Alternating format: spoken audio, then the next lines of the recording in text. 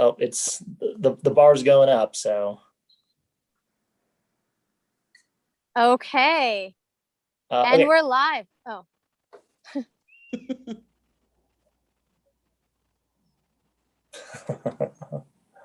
It says live, Andrew. Yep, should be good. Oh, okay, sorry. Okay, hi everyone. Welcome, Adams Morgan Day 2021. We have an incredible list of local legends here amongst us that are going to share with us their memories, their wisdom, their lived experience, their guidance, and just some great stories. I'm so excited. I'm so humbled and honored to be able to facilitate this conversation. Struggle and Resistance, The Making of Adams Morgan, Part 2. Part 1 was last year with Casilda Luna, Olivia Cadranel, Nancy Shaya, and Eddie Becker. Know their names, go and look up their work and uplift them. And this year we have amongst us, again, I'm just so incredibly excited. Each one of these individuals are people that I have been, sorry to say this, stalking and learning everything I can from and about. And so I'll let them introduce themselves as we start the panel. What I want to do is I want to quickly give you all a tour of what's happening here at Kalorama Park with the culture and history. So we have this concept here called the memory booth, which really extends out from something that I do usually every Thursday from the Adams Morgan Plaza, a public space that we are at risk of losing after some incredible people fought to get a public easement to that space in 1976. And what I do is I bring out one of the few things that I have from my cultural heritage, my native country of Iran, this incredible ancient chest from my grandmother. And I just want to show you all something. Not only has this thing made it across, many places and oceans, but it's incredible how things used to be designed to last for centuries or decades. And there wasn't this planned obsolescence. So I just want to show you my favorite thing about this. You know, this just looks like a decoration, and you push this button, it opens up, and then you have a key. And there you go, a 300-year-old security alarm system. Wow. So this is my grandmother's trunk, and I, kind of have some things about the plaza, about the people who used to live here. This is what they looked like. The children who used to play here, all these neighbors and siblings who have been displaced, and then also my most prized possessions, these treasures. This incredible book, Black Food Geographies, Race, Self-Reliance, and Food Access in Washington, D.C., which I think every person in D.C. at least should read. It's an incredible ethnographic and archival work about how the formerly segregated neighborhoods east of the river, budding out of Deanwood, were able to create food access for themselves because they were geographically and structurally kept away from the city's resources. And then Chocolate City, another great book. So yeah, what book are you reading? In the words of Dr. Ben Chavis, who I heard from recently, that's the question we should be asking each other instead of how are you? And then here we have an extension of the memory booth that was curated and designed by Sydney of Packlight, DC, native Washingtonian. Thanks for having us, Tara. Rockin' sister, thank you for being here. Sustainable vintage consignment shop, and also an incredibly talented visual artist. And this is where people can come and have their stories archived using the kind of technical equipment and other things that we have here. So come and share your stories, share your memories. And then over here, we have local maker Matt McKinty, who runs a free workshop on Sundays called Make Fix Anything, the first Sunday of the month, usually. First Monday. And he basically brings tools and different things. So if you want to come on through, follow him on Facebook at Make Fix Anything. And he's also a very talented maker. So go and check him out, MatthewMaker.com. Thank you. And then more things going on at Kalorama Park.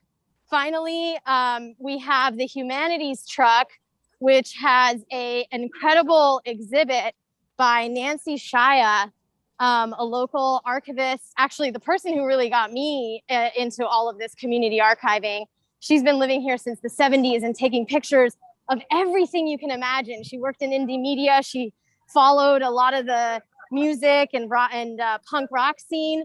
And she has this great exhibit going on called Adams Morgan Once and Now, Human Need or Developer's Greed. And it's a 17-part photo exhibit showing old buildings and spaces that we've lost and telling the story and showing what it is now. So that's a little bit about what's happening in the cultural heritage section of Adams Morgan Day. And we're going to get started on this panel now. So I'm going to kind of kick it off with Tom Fong, Mr. Tom Fong here, and then we'll go around and if you can go ahead and tell your story and especially share with us, you know, what brought you here, why, and anything else you want to share about that. Hello, everybody. My name is Tom Fong, and I am indeed a Washingtonian, born and raised in Washington, D.C., born in 1960, and lived in Adams Morgan until our family moved out to Silver Spring in 1973. So I spent my childhood running the streets of 18th and Columbia Road, getting on our bike and riding down Rock Creek Park. So we spent some great years in Adams Morgan with, I would say, a very diverse set of buddies, from Hispanic to Black to white to Asian kids. And we never really, saw race or creed or color. We just, we were friends, and we ran the streets together. And I feel lucky to have done that. I mean, but I also, was 7, 8 years old when things happened in 1968, the riots after the assassination of Martin Luther King, which, did touch Adams Morgan. We saw, the Army and the National Guard encamped right behind our house, and, shooting tear gas at looters. And we saw the smoke from the burning buildings more towards 14th Street. But I would say that my childhood showed and gave us a glimpse of the world, good and bad. My roots in Adams Morgan go all the way back to my grandfather's restaurant on 18th and Columbia Road called Bing's Carryout, which is now Julia's Empanadas. Our family still owns the building, and hopefully we can keep it in the family for a long time, as an honor to my grandfather and his generation's struggles here in America. With that, I'll leave the podium and move it on to our next person. Hello. Amazing. Sabia, you're next. Okay, well, first, thank you so much for inviting me. And thanks to everyone on the panel. And also thank you, Andrew, for all that you're doing to facilitate this today. Let's see, my viewpoint on Adams Morgan, I'll take a two-pronged approach. First and foremost, I'm not from the community. I'm a native of Ward 5. So I grew up in the North Michigan Park community. It was a white flight neighborhood, and my parents moved there from Lamont Riggs in 1965. And, growing up in Northeast, I would say our community was, again, like a white flight community, a bit binary, Black and white, but maybe diverse in terms of socioeconomic status. So given that, Northwest loomed large for us as the place that was like, that's where things were happening, where stuff was popping off. And then Adams Morgan, even at a very young age, I had in my mind's eye that it was unique, or at least different from my neighborhood, in that it was more diverse. So I even could recall asking my parents to take us in different areas so we could see different things. I was sharing with Tara that, Mommy, I want to see the hippies. So, they would take us to Georgetown, or Mommy, I want to see, forgive me, this may be, I'm not trying to be offensive, but I want to see the prostitutes. They would take us to 14th and T. And then it was like, I want to see the Puerto Ricans, and they would take us to Adams Morgan. That's what that represented to me. It was a place that was diverse. And then fast forward to high school, my dearest, closest friend lived in Harvard Hall.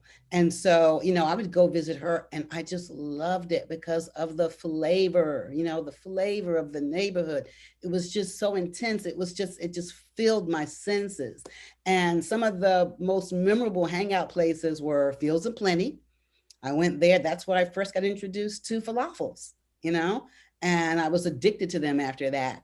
And we used to get the natural licorice sticks that the Muslims, would always have in their mouths. And so, I'm trying to be cool, and I'd go get the licorice sticks and all that. So I just have very, very warm memories of pre-gentrification Adams Morgan, where for me, it just symbolized an area where people of different backgrounds, Caribbean, African, Latinx, Asian, Black and white, can all come together and you can find their goods, their wares, their resources. And that was a huge departure from where I grew up, and it meant a lot to me for that reason. Amazing. Thank you, Sabia. And now, Lucy, over to you. Thank you, Tara, and thank you, Sabia and Tom Fong for sharing. Okay. I'm Lucy Murphy, and while I never lived in Adams Morgan, I spent a lot of time there because Adams Morgan was the place with the bars and restaurants and, some outdoor concerts. And so, and also, I graduated high school in '68. And I remember I was too young to go to the bars and restaurants, but some of the older high school kids during the '60s would tell me that they snuck into, Charlie Bird's, the famous guitarist, had Showboat Lounge on 18th Street near Columbia Road when Martin Luther King was assassinated and the city went up. Well, part of the city went up in flames, and as Tom Fong was describing, the National Guard and folks moved in. Well, a lot of businesses, including Charlie Bird, moved out.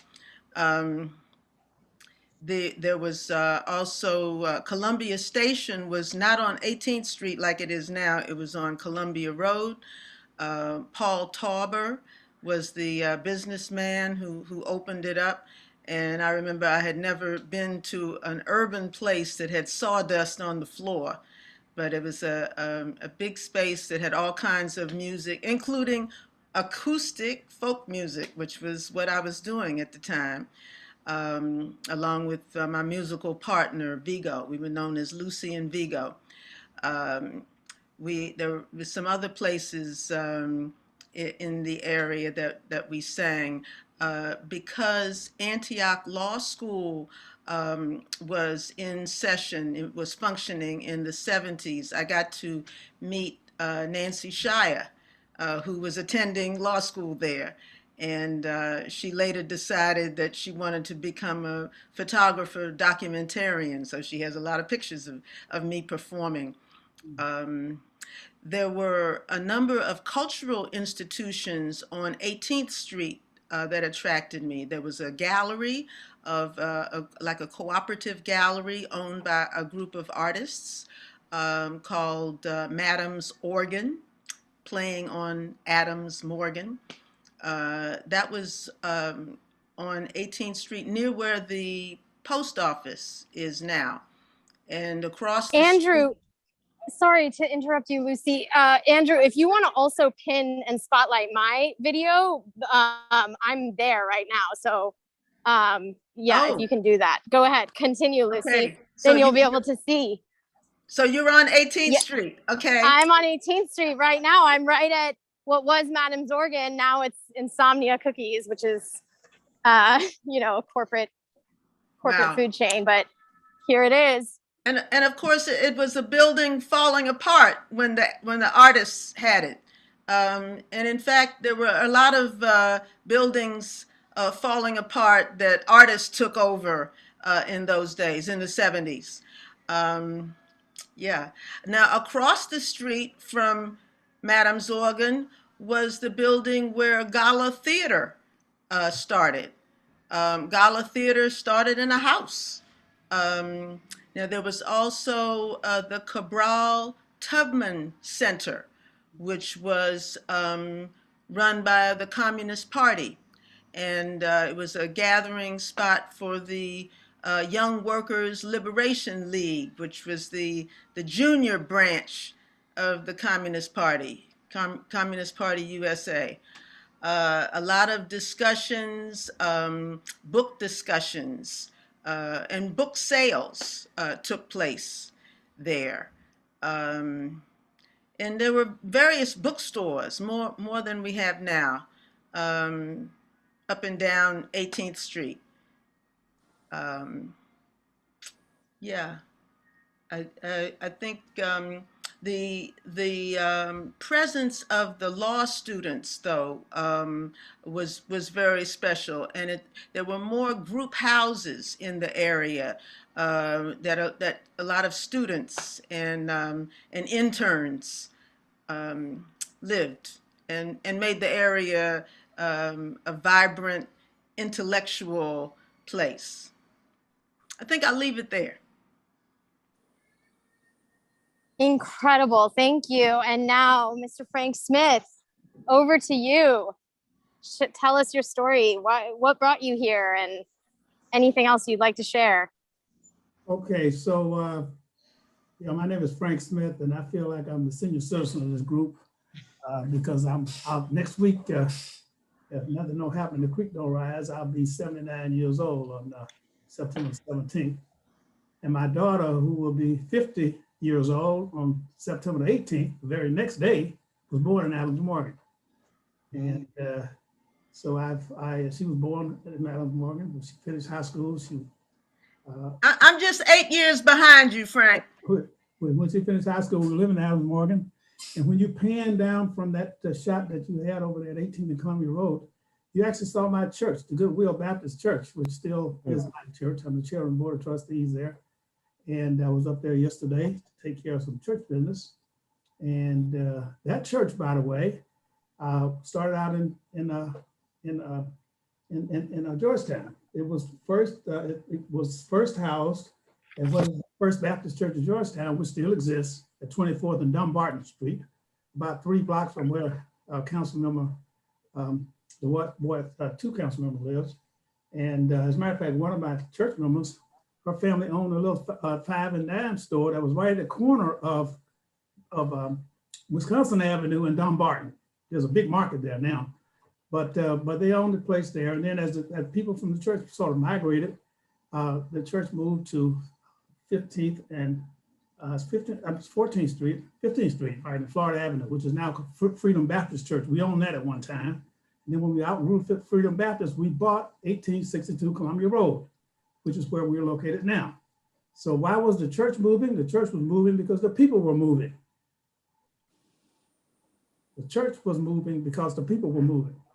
Now, by the time I joined the church in 1976, they were at the Calorama Road address. And my daughter, Malaka, who will turn 50 next week, was a church clerk. I was on the trustee board. She was a clerk of the church until she finished high school and went off to college. So now I wanted to say that because I think this, in looking at this question of gentrification, there are a lot of aspects of it. I ended up in Adams Morgan because when I came to Washington, I had already had a job at the Institute for Policy Studies. They offered me a job when I was in Mississippi.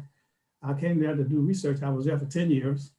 And, but when I got to Washington, DC, after having spent 6 years in Mississippi with SNCC, with the Student Nonviolent Coordinating Committee, going to jail and risking my life to get people registered to vote, I got to Washington, DC and realized people in Washington, DC didn't have the right to vote.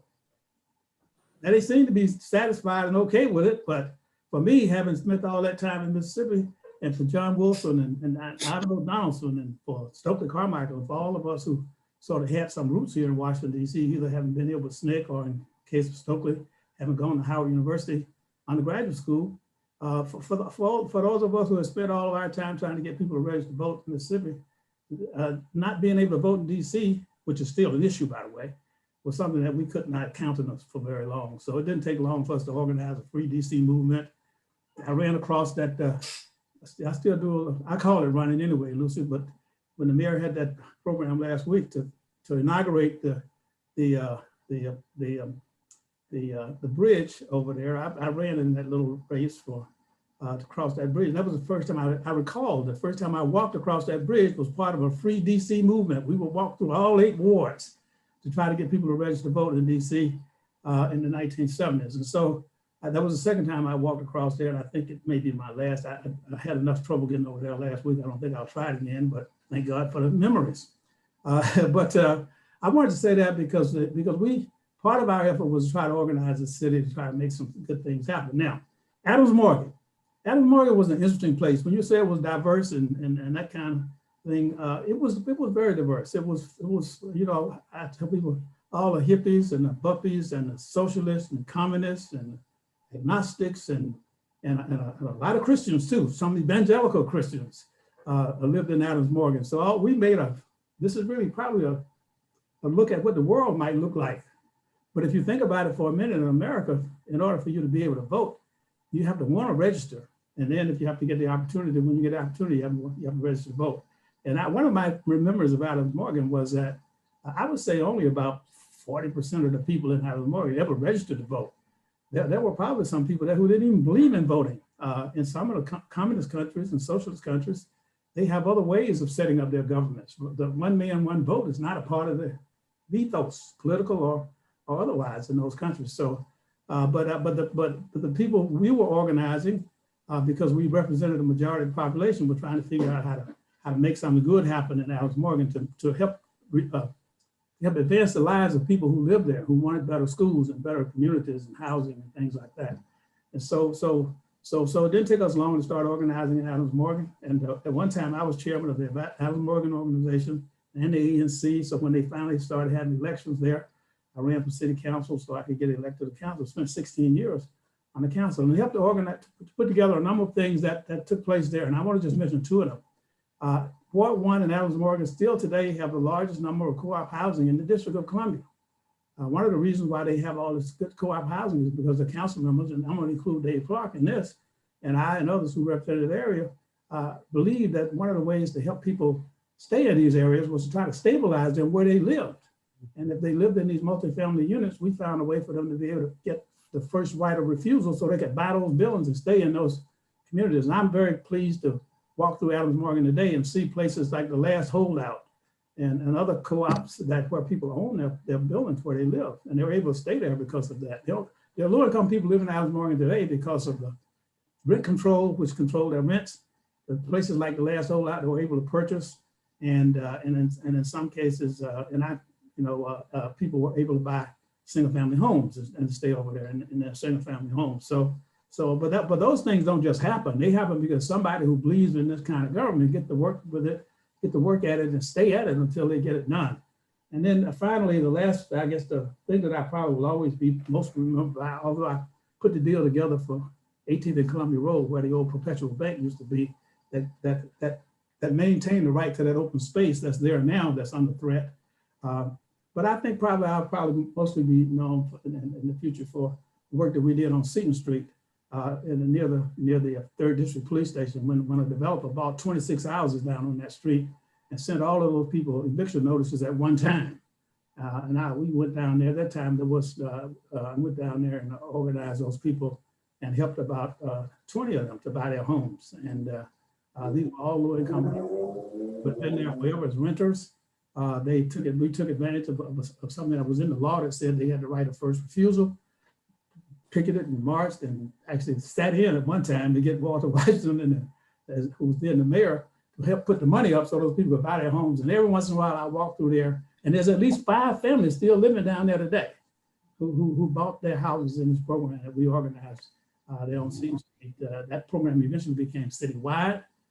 There was one time in my last years of the council when I chaired the housing committee, we had a homestead program that was modeled after Seton Street, where we took district housing that was and sold them to people for $250 a piece.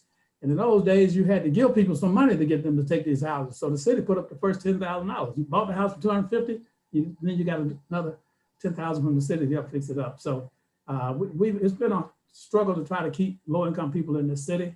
Those people who were able to buy and stay here today in very, very valuable properties, they're renting and under rent control in other places. They live in places they know this, where they're paying rent at one level, and people who moved in there recently are paying rents at very, very much higher levels. So there are a lot of these things happen that are worthwhile. It's an interesting community still, and a microcosm probably of what happened in not only in Washington, but also in America. That's my story, and I'm sticking to it. Incredible. Thank you so much. Wow. All of those battles that were fought ages ago, and it just feels like we're still fighting them. But it's amazing to hear about what you were all able to do. And at some point, I'd love to, maybe the next question is that if you all could share, maybe the thing that you're most proud of, or the success that you're most proud of. And then what's the thing that, if you feel like sharing, what's the thing that you look back on and maybe wonder how we could have learned from that or done something differently. The way that I say it is that in movement and organizing work, I feel like the thing that propels me is an infinity loop that connects my deepest sadness to my greatest joy.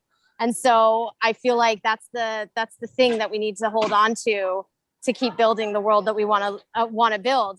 And on that note, I do want to spotlight another incredible thing we have going on today, which is this live mural painting at Reed Center by a collective of local muralists who are uplifting the story of Black, Indigenous, and immigrant neighbors and loved ones who built this neighborhood, really, in this beautiful mural that they've been working on since last year, called "Our Seeds Will Be Millions."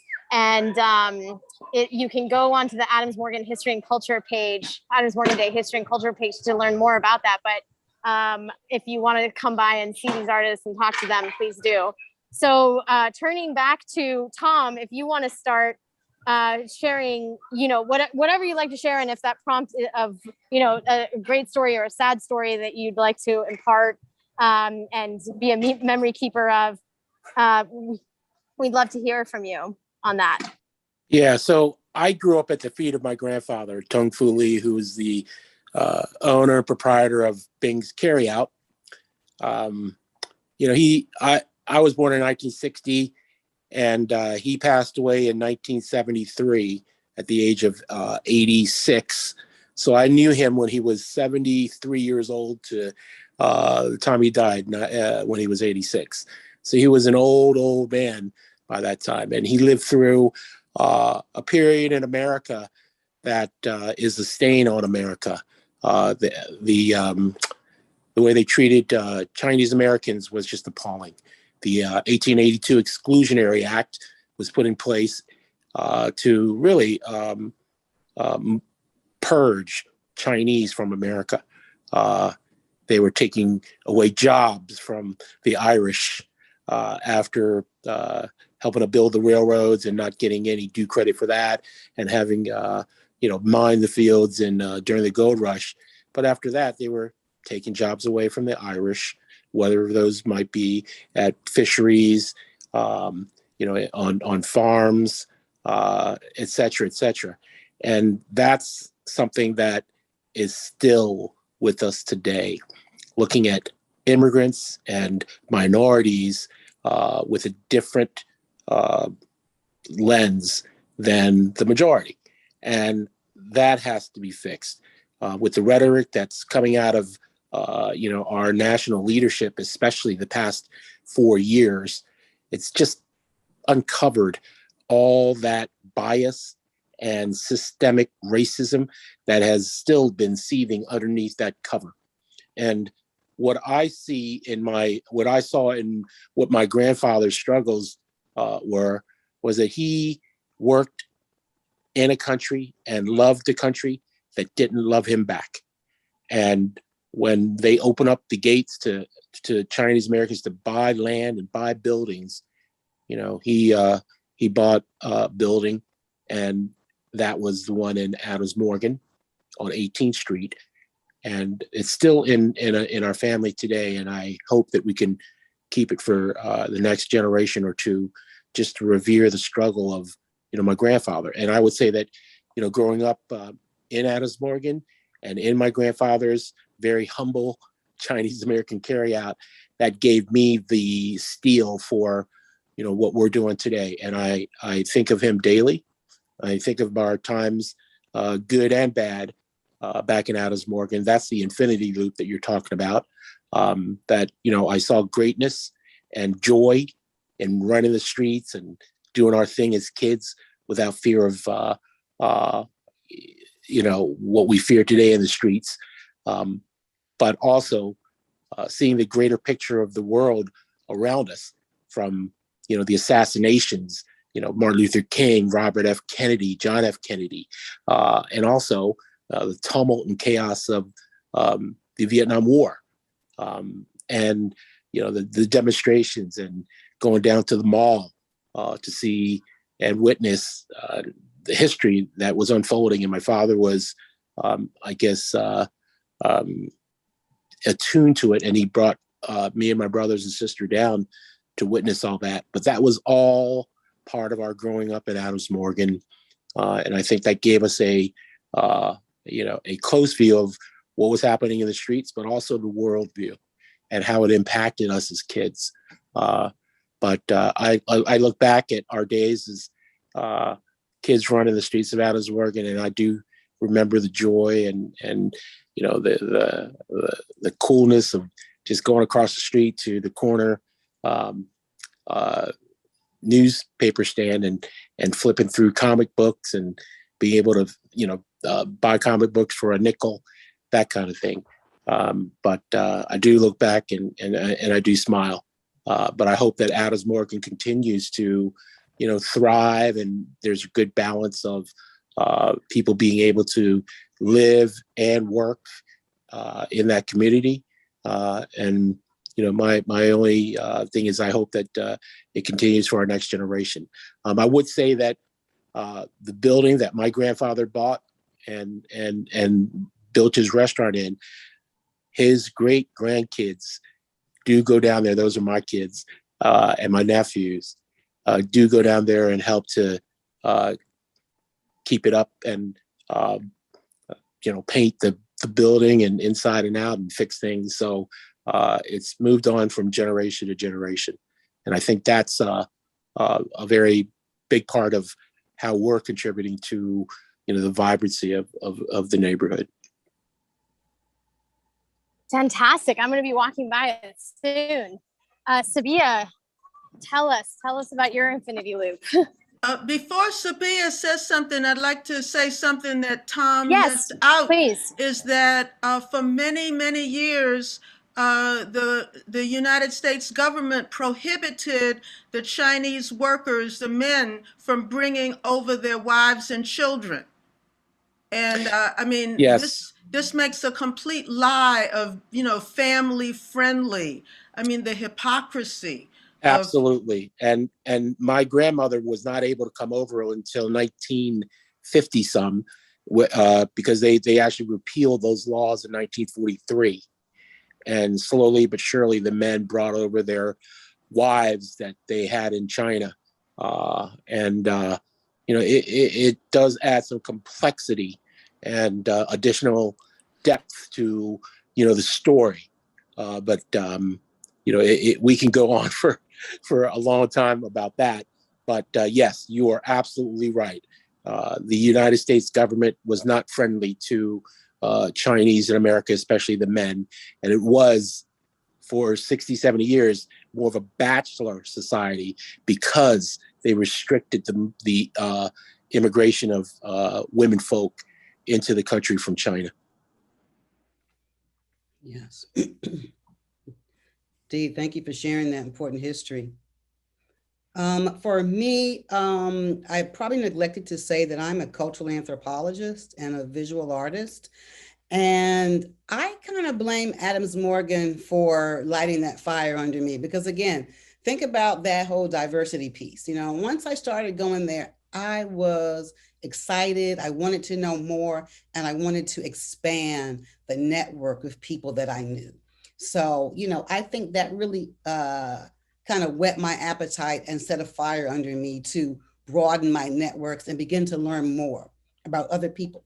So, fast forward to college, where I ended up converting to Islam. I came back home and shocked the heck out of my parents because my appearance had changed. I was wearing different clothing. And I also started, this was 1981, I had started wearing locks, dreadlocks. So that was a little unusual at that time. I think the primary people doing that would have been Rastafarians, and those are primarily men, not as many women. So without blaming this on either one of my parents, I got kicked out of the house. I was asked to leave. What was told to me was, you have to change your appearance, stop wearing those funny looking clothes and that funny hair, or find somewhere else to live. And being the stubborn person that I was, and when you're coming into new information, you feel like it's a rebirth, right? You don't want that to be quelled. It's like, I'm on a journey here. I'm connecting with my African roots. I'm connecting with Pan-Africanism. I'm connecting with my brothers and sisters, in the diaspora, et cetera. So I did not change my appearance. I was stubborn. I left. I got on a bus and I went to Poughkeepsie, New York. And I feel like that was a continuation of my journey in growing and expanding the communities that I was a member of, and learning more about humanity, and not just my immediate community, my immediate geographic area, and my immediate racial ethnic background. So to me, that was a time of expansion, spiritually, intellectually, psychologically, every kind of way you would imagine. I think Adams Morgan set that fire under me.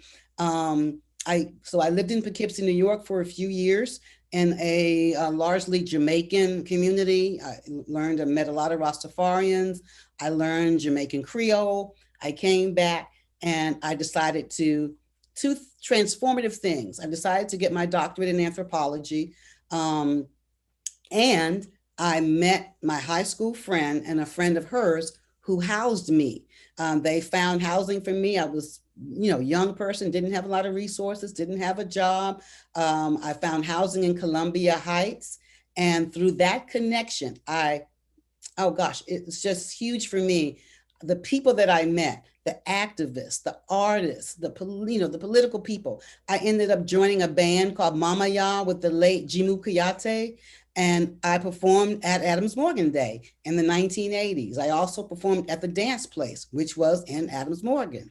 So Adams Morgan keeps coming back, right? It's a theme that's in my life, apparently. So I feel like that's a little bit full circle, including you asking me to be on this panel, and I'm not even from Adams Morgan. So that's my story, and I'm sticking to that. Amazing. Does anyone have any follow-up questions or anything to ask? Or if not, then let's move on to Lucy. Wait a minute, Lucy, I'm sorry. Okay. Go ahead, Lucy. Oh, okay. When I saw the picture of the murals, I was reminded that I spent quite some time with El Centro de Arte, which was located at 1470 Irving Street for, maybe 2 or 3 decades.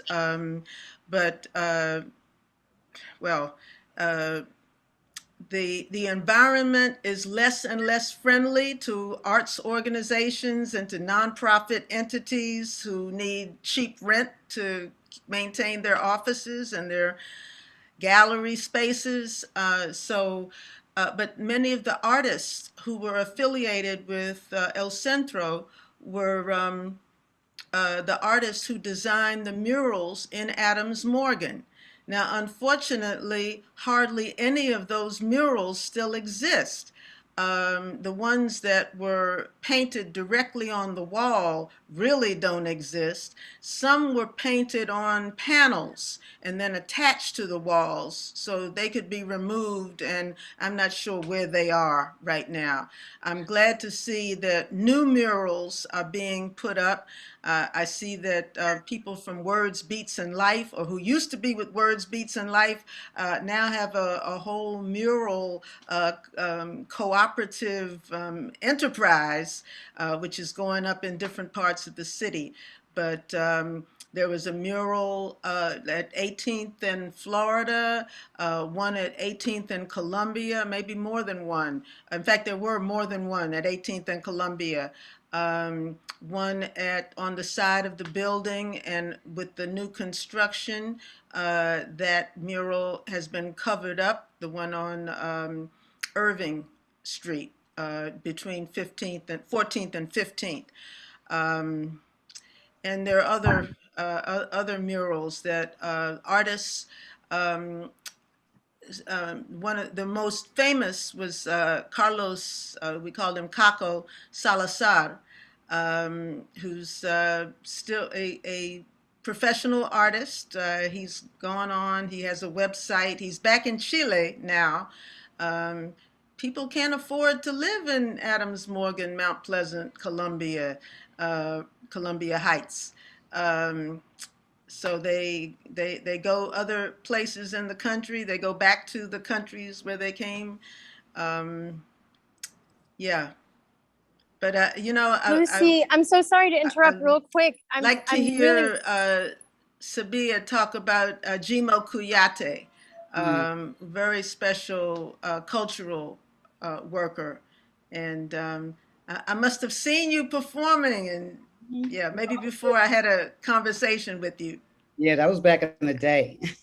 But El Centro also had a band, Rumi Sonko, which was made up of Bolivian and Chilean artists. And it's funny, when they were teenagers in their own country, they played Beatles music, but they came to the United States and they rediscovered their roots and played Andean music with the Andean instruments. And they were heard a lot at the Adams Morgan festivals. The quena, the zampoña, charango, the little stringed instrument that looks like a ukulele. And yeah, there was a lot of cultural, a lot of artists who were able to live in the neighborhood at that time and were able to produce their art. And there were festivals and activities that, the restaurants were still hiring artists. I actually saw when the restaurants and bars stopped hiring artists and started hiring DJs or having recorded music. And it's just a real shame that we don't employ musicians to give people live music, because Adams Morgan was full of live music. I'll turn that over. On that note, we got some live music going on, and I started moving away from it, but I wanted to say that there's a beautiful mural that's been painted on actually the building that belongs to Tom Fong's family. So I'll head over there now. Tell us what we're looking at. So this is, I wanted to close the session here, so I'll come back and close it, and let's make sure we hear from Frank Smith. But Frank, if you want to say anything about the plaza, and then I'm going to end the session here and just give you all a lowdown of all the things that are happening here. But Frank, let's get it over to you. I see this is 18th and Columbia. Yes, this is 18th and Columbia. And Lucy, it makes me so sad to imagine that we lost all that incredible work of the muralists at that time. And I want to go do a little digging to see, if there's at least photographs of them or something before they were taken down. But yes, this is 18th and Columbia, and the plaza, and we've got tons of live music. There's stuff in the plaza. There's at Bossa, Sheikh Hamala Diabite, an incredible griot from Mali, is playing with Rob, who's one of the co-owners of Bossa, one of my favorite places to go listen to live music these days. And they do live music pretty much every night of the week and do, employ artists, as you were saying. And here is the building, Tom's family's building, and Julia's Empanadas, and then this beautiful mural on the side of it. called Facing the Future that was inspired by the children of DC, made possible by No Kid Hungry. So just wanted you all to see this, but oh, you can't hear me very well, I guess. We can hear you. Sorry fine. about that. We can hear you. Okay. Okay, cool. So Frank, take it away. Over to you. Okay, well, let's go back to 18th and Columbia Road, because this is actually a good example of the way I would like to close. A community is a place of shared experiences. So let me just say that again. A community is a place of shared experiences. And people share experiences a lot of different ways. They share experiences in churches. They share experiences in schools. You know, people come together who live in neighborhoods. They send their children, parents join the PTA. Everybody works hard to make it a better place. But they also share experiences in public places. And public places are important because that's where we get to see each other as a diverse community.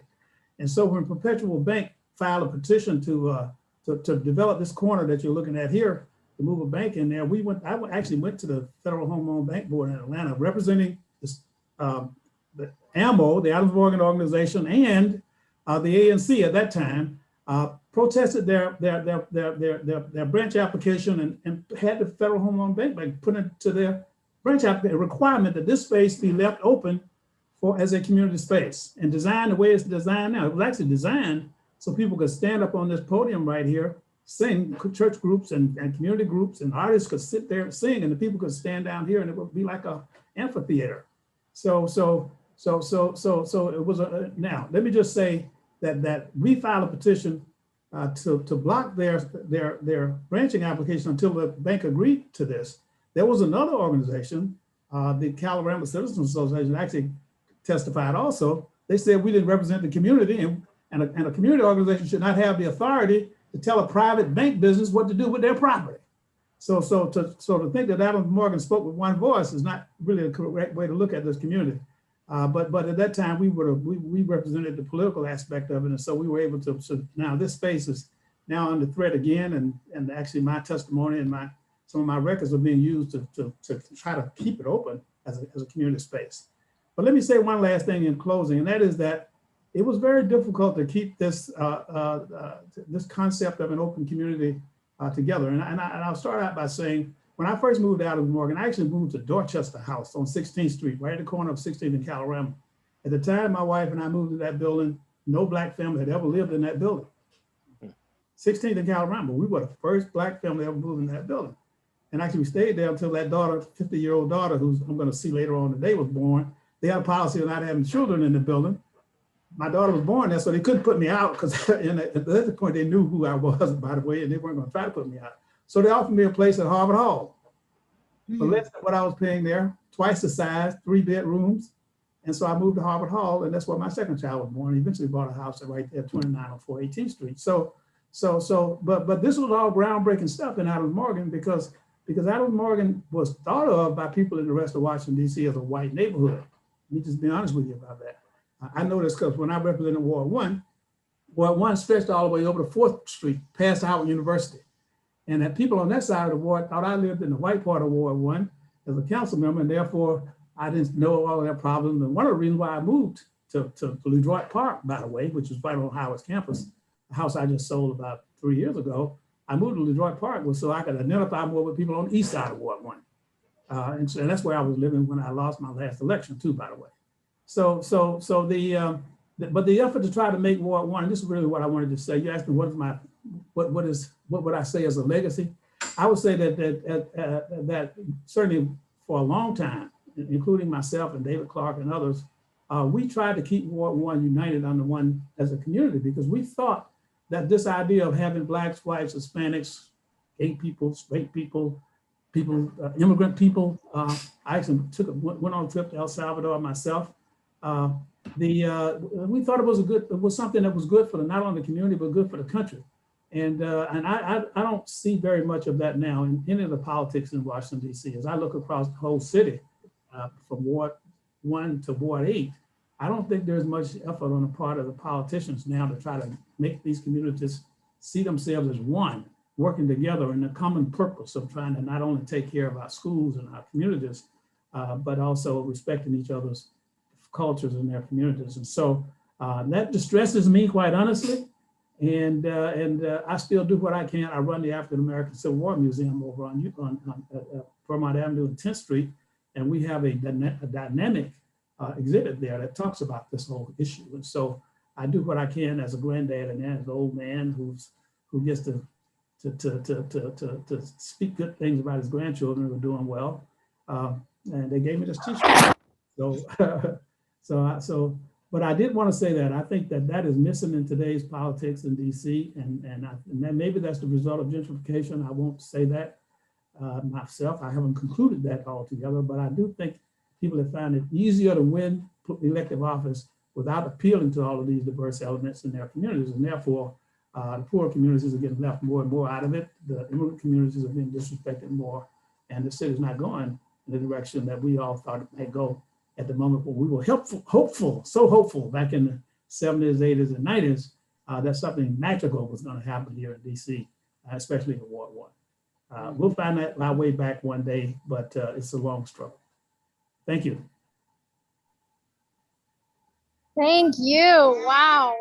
My gosh, I just, this is so kind of surreal to be here listening to you talk about this, because basically I'm going to give a little tour of what's going on at this plaza here.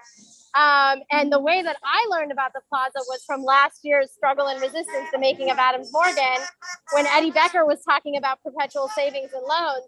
And I got stuck in 1976. I don't know how the sound is. Maybe I should be moving away from the music, but I started doing all this archiving to learn more about the cast of characters that made that happen. And in that process, I got so excited that there was this example of how to use an easement and how to use direct action to save public spaces. It didn't even occur to me that I needed to update my research. And so I was here at the plaza shopping at the farmer's market, the only affordable farmer's market in Northwest DC, because of that direct action and because of the people who were able to get the easement. And they did it for food access reasons largely, and because in protest to the racist redlining that was going on at the time, and the way that the banks were using purposeful disinvestment to basically, literally steal land from people and try to get people to move and buy up and, move out to the suburbs. And so anyway, I was here shopping at the farmer's market, and someone said the farmer's market was going to have to be moved to Unity Plaza in front of the Line Hotel. And I was asking why. And that's when I learned that, oh my gosh, we have to fight this fight again. So basically, this is the latest that's happening with the plaza, is that there's this group called Adams Morgan for Reasonable Development that has been trying to keep the story alive of what this plaza means. And here on this corner, we have the Purpose Party and the Earl's First Amendment Grill is what they're called. They've been providing free food and mutual aid since the early days of the George Floyd protests. And then saveourplaza.org, go check it out. That's the petition and the effort that Adams Morgan for Reasonable Development has been trying to get going for saving this space, and also bringing forward the legal case to save the plaza and make the courts recognize that there is a property right here, an easement. This is public space. And so come by and visit if you can. It's going to be amazing. And right now we have the Experience playing, which is one of my favorite DC bands, an incredibly talented go-go band. So I'm going to kind of give you all a scan of what's going on. Here's the Purpose Party with their free food, mutual aid, free clothes, free home goods. Come and get it. And then see the building exhibit that Nancy Shia worked on over there. You can see her sitting in the corner, and there's the pictures of the buildings and the spaces. Sorry, I'm just going to walk up. If the sound is too loud, I'll just pause talking for a second. And then also some information about Truist Bank, the bank that is behind all of this.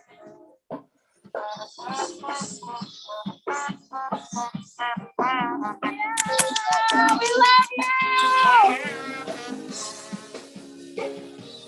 So what's happening at the plaza with our wonderful siblings and relatives who live here.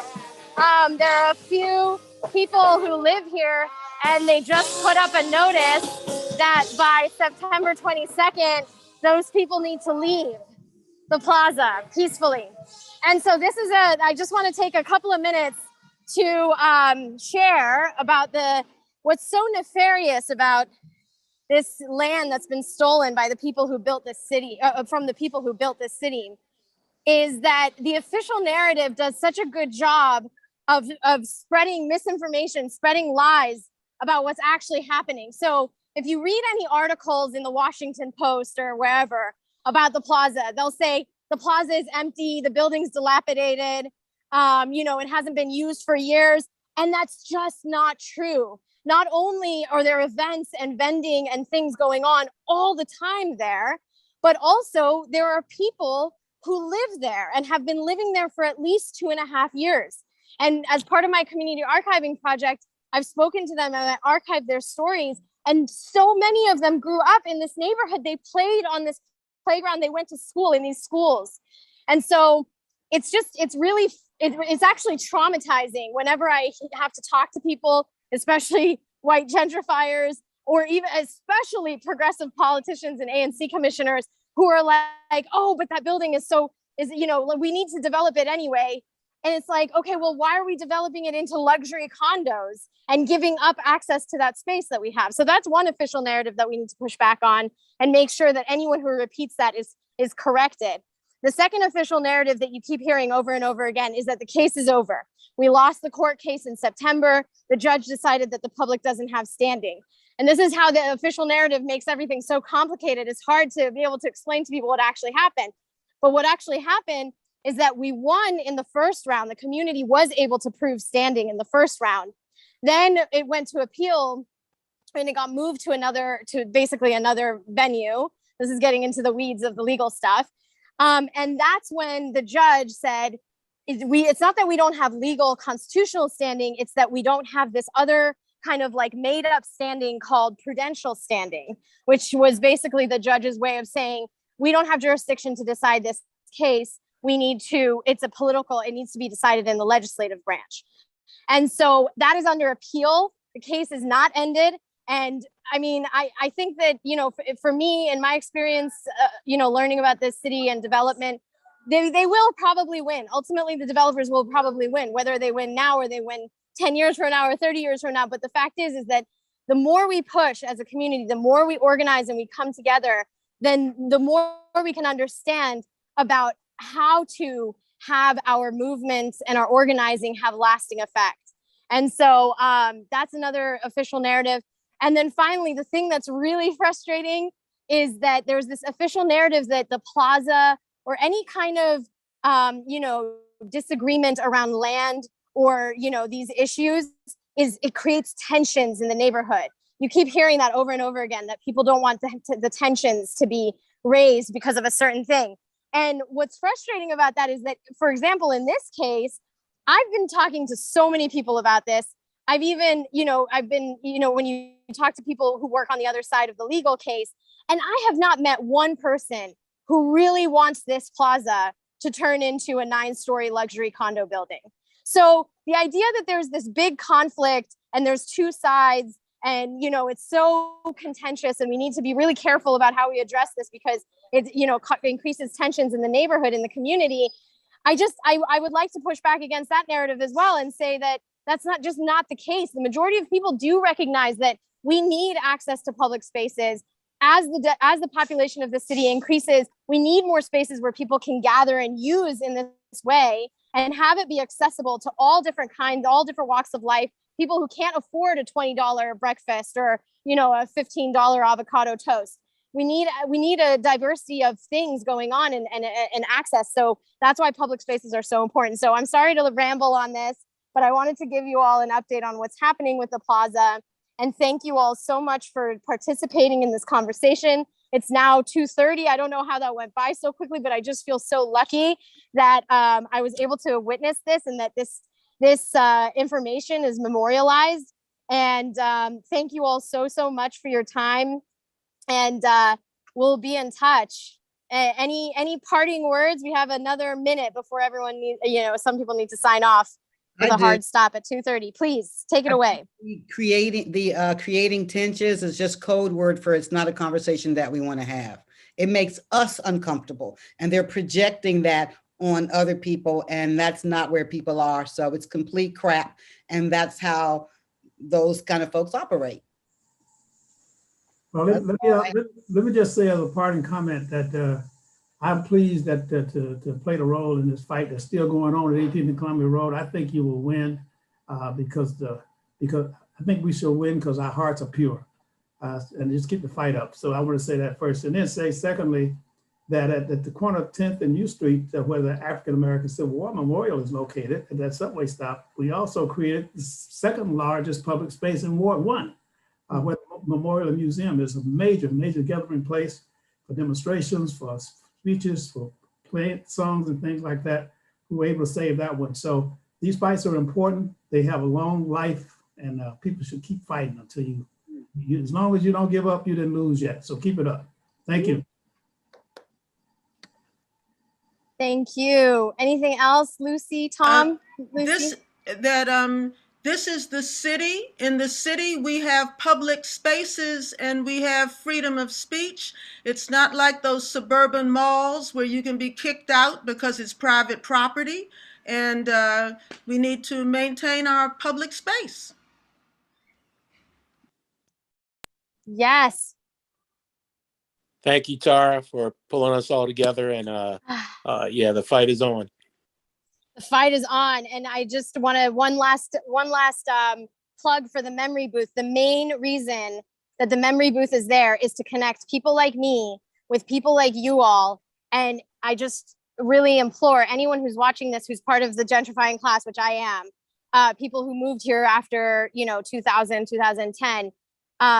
We have to be so vigilant. Every single decision we make, every dollar that we spend, every hour of our day, we have to recognize that we have to fight against the structural racism and the systems that are keeping us all oppressed. It's not going to be a passive thing like, buying that green thing in the store or whatever. It has to be a way of life. And that's why it's so wonderful, because it's so joyful. It's the way we want to spend our time anyway. So let's do it.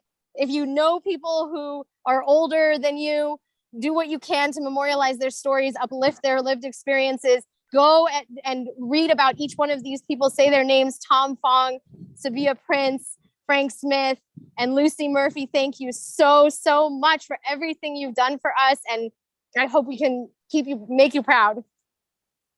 Thank you, Tara. Thank you, Tara. Thank you. One last thing. If you guys have the time today down at Meeps, it's a vintage clothing store across from the tennis courts. They have a display showing some old pictures back 50 some years. And there's a couple of pictures from the Fong family when we were little kids cycling through there. And I think they have their display there through the end of September. So if you have a chance, check them out. Thanks for that. Okay. Thanks, everyone. Okay, thanks, guys. Love you all so much. Take care. Be well.